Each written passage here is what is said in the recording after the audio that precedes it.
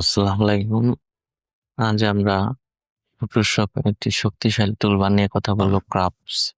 Crafts টুলবারের কাজ আজ দেখবো কিভাবে করা যায়। তার আগে ক্রাফটস টুলবারের যে কাজগুলো সেগুলো বলি। এডিবি ফটোশপের ক্রাফটস হলো কালার কালেকশন এবং এক্সপোজার ঠিক করার জন্য সবচেয়ে শক্তিশালী টুল। এটি দিয়ে আপনার ছবির আলো, ছায়া এবং রঙের উপর পিক্সেল লেভেলের নিয়ন্ত্রণ রাখতে পারবেন। ক্রাফটস টুলবারে এক গ্রাফিটি বোঝা।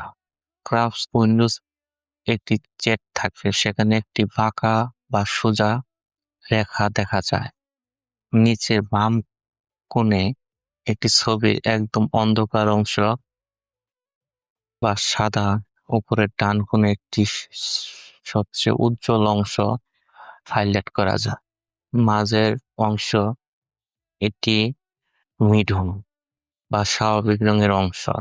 সাধারণ কিছু টিপস বলি: কন্ট্রাস্ট বাড়ান, রেখার উপরের অংশ একটু উপরে নিচে অংশ একটু নিচে নামান, এটি ছবিকে আরো জীবন্ত করে তোলে।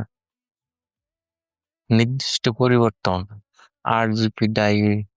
আরজিবি ড্রপ ডাইভ থেকে রেড, গ্রিন,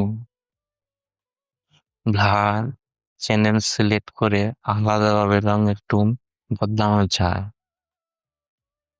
কোন ক্রাফট টুল সেরা? ফটোশপের কন্ট্রাস্ট বা লেয়ার তুলনায় ক্রাফট ব্যবহার করা ভালো।